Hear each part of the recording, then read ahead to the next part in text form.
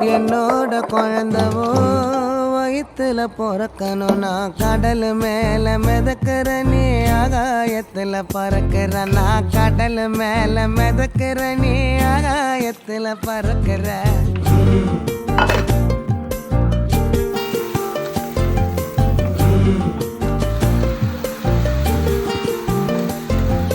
மத்தி மீனாயிர உப்பு மீன காயிர கண்ணாலதான் என்ன ஊத்தி என்ன வர